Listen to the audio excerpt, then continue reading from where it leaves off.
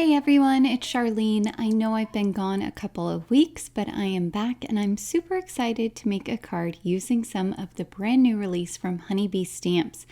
I'm using this super adorable, lovely layers craft cart. I mean, this release is all about your crafty goodies. And I'm going to also use some of the items from the Lovely Layers paper crafting supplies, which coordinates perfectly, as well as the Lovely Layers arts and crafts supplies. This entire release goes together really well. You can see lots of crafty goodies here, like a glue gun, spray bottle, yarn basket that you can hold crochet needles in, and then we have glue, we have stamps and dies and little baskets to hold those, ink blending tools, all the fun crafty goodies that we have in our craft rooms. For my sentiment, I'm going to use the Don't Worry, Be Crafty stamps and coordinating dies. So let's dive in and make a card. I picked out a couple of different aquas here, as well as a brushed silver for the different layers of my cart. So I'll go ahead and start by cutting these out with my die cutting machine. It might be a little hard to see here on camera, but these dies, there are 3 different ones. There's 2 different detail dies that have fun embossed details on them, as well as a 3rd plain one. So you could do all 3, cut one 3 times. Totally your choice here to make a fun craft cart. I'll add glue to the back of each of these, and this layers perfectly over the base piece of the cart. This smaller piece here lines up along the top of each of the 3 basket pieces. So I'll add some glue to the back here, and to make it easier, I would suggest putting it on before you actually glue these to the base piece. So I'll go ahead and do that to all 3, and then I can glue the 2 remaining kind of basket pieces on here onto my cart. There is a 4th long thin piece. I've added glue on the back of it, and this is meant to go right along the center of the middle basket. So there's these little nubby edge pieces so that you can see where to line that up along the center. For the bottom wheel pieces, add glue to the sides of the wheels. I love how Honeybee does this. It's ingenious how they put together their dies. But you're going to put your wheels towards the right so that they line up along the edge, and then it looks like you have 2 layers of wheels. So you have 4 wheels on your cart, not just 2. You can make this cart look very different depending on the colors that you use. White, silver, any color of the rainbow. I know there's so many different craft carts out there. Next, I'm going to die cut some of the small items from the paper crafting supplies. I'll start here with this small, adorable blending brush. I can't get over how cute these things are. I'm going to cut this out several times in white cardstock because I'm going to make a rainbow of blending brushes. As I was cutting them out, I placed them down here on a piece of Low-Tack tape, and now I'm going to use alcohol markers to color everything in. So I'm starting with RV 0.2. I'll color one of my brushes completely with pink, and this is just to save myself time so that I didn't have to pick out all the different colors of cardstock. It's a great cost-saving tip. I am going to add a little bit of color also along the edge of the top layer piece. It ends up not needing that, but you'll see when we get there. I have OR 1.3, and then I have Y 1.2, BG 2.3 for a nice teal, G 0.4 for green, B 2.2 for blue, and then BV 1.2 for my purple. Everything's colored in now, and this is where I realized that I actually colored the wrong side of the tiny little topper piece. So let me show you how this goes together. There's a little embossed curved detail, and your brush is going to line up right along that embossed curved detail so it looks like the bristles are sticking out of your brush. So what I'm going to do is I'm going to grab my glue, put a couple of little dots to the right hand side of that curved line, and then I can take my brush and I'm just going to lay it right over the top. I cut out a second white jar because I decided all of these brushes in one jar would just be too much going on. So I'm going to split these up. Now, if I wanted to, I could color on the edge of the brush. I decided I really liked how these looked with the white bristles. So maybe they're freshly cleaned or brand new. I don't know. Mine don't look that perfect, I will say. But I'm going to take these up. I'm going to do 3 on one jar and 4 on the other jar. So I've just arranged them how I like. And then I can bring in my glue and run it along the back of each of those brushes. Having a little fine tip on your glue makes this kind of work really easy. And then I'll just hold it in place while it dries a little bit. Honestly, cannot get over how cute that looks.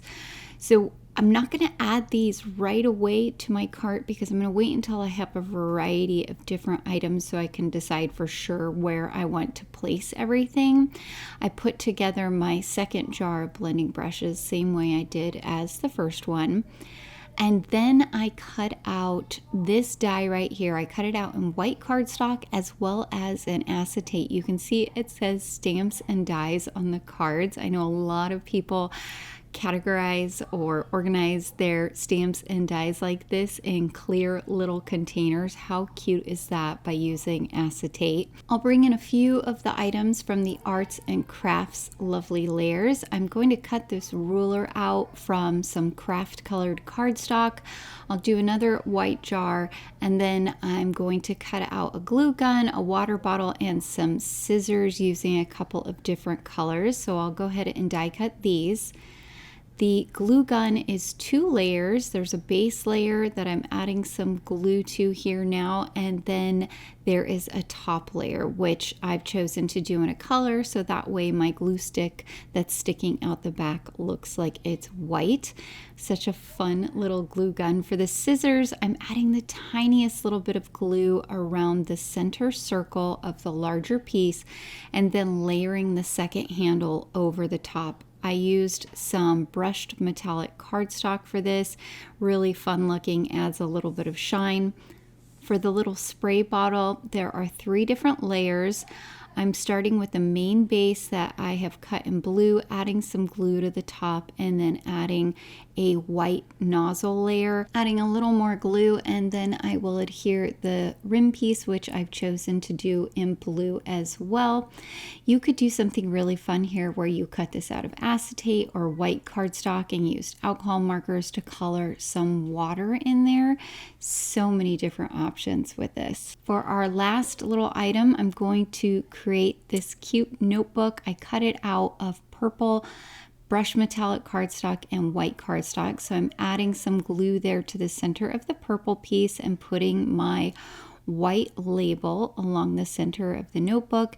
And then I'll take a little bit of glue and run it along the edge of the purple piece, and our metal piece, which is the binding for the notebook, is gonna line up right across the edge there. Okay, now I can go ahead and stamp out my sentiment. I think I will use this for my Crafty Friend sentiment here. It's very cute. Ink this up with some intense black ink. So I'll go ahead and stamp and lift. And how cute is that? While I'm here, I'm not always the best at this. I am going to stamp the inside of my card base with a sentiment. So I used another one of the sentiments from the set. It says, "Life is better when you're crafting." Same intense black ink, looks really cute. Got some Low-Tack tape to hold my die in place while I cut out my sentiment. Low-Tack tape is your friend. I'm telling you, if you don't have some, you need some. It keeps your stuff in place, doesn't tear your paper. It's so nice. I did cut out 2 extra in just plain white cardstock so that I can layer these together.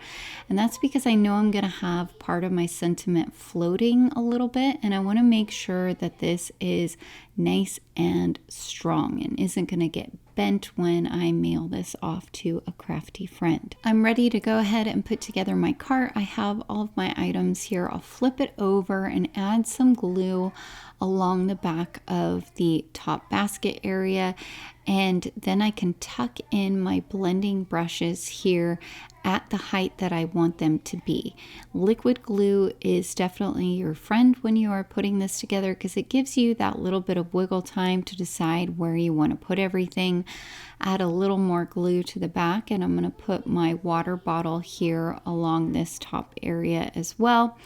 I've got those cute little scissors and ruler. I'm going to start by putting my little container I created on first. And the reason I did that was because I wasn't sure exactly how far out I wanted to put my scissors and my ruler. So I decided to put that on first, and now I can just tuck in the ruler as well as the scissors and have them be at the height that I want them to be. I made them go a little bit above the top level of that basket area, the open space.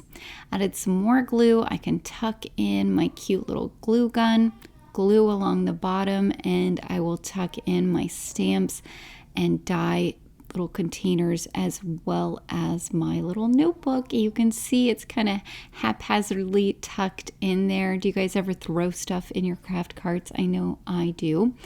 For my background, I am actually using the freebie for this release, so definitely check out what you need to do to get this over on the Honeybee Stamps website. I will have the link down below in my description so you can check that. But this freebie has a variety of different papers. I'm not sure. I think the papers vary depending on the package. So they are all super cute though and go along with the theme. So I'm going to pick out this cute rainbow background piece. I could put it all together just like this, but I feel like the background doesn't quite fit spatially with the cart. So I'm going to cut it down. I think that's going to fit much nicer and feel like it's all part of that piece. I don't know. Hopefully that makes sense here as you're watching. So I'll add glue to the back of my die cut rainbow background piece, and I'm just going to glue this directly onto my card base, and then I'll have a nice white background, but I'm not going to have an extra layer of cardstock. I figured my base is white, why not put it on there directly. I added some foam tape to the back of my cart. I want to show you something though. I am going to have my sentiment here on the right hand side of my cart kind of floating off because I don't want to cover all of my supplies that I spent all that time creating, all those cute little things. So I'm going to slightly offset my cart from the center. Here it is at the center. I'm going to slightly offset it to the left. Not a ton, but just enough so that the whole piece still feels balanced with my sentiment going off towards the right there. So I took the release tape off, laid my cart down, added some glue here to my sentiment, and then I'm going to glue it so that I can still see a lot of my pretty little things. Added a little bit of supporting foam tape that I doubled up here to the right hand back side of my sentiment. That's going to help keep it supported as it goes through the mail. And that's it. The card is done. It is so cute. If I got something in the mail like this from a crafty friend, I would squeal, but maybe that's just me. I don't know. It's so adorable. I hope you guys picked up some tips and tricks today. Please be sure to like and subscribe, as well as hit the notification bell so that you'll know about future videos here on the Honeybee Stamps YouTube channel. Thank you so much for watching, and have a great day.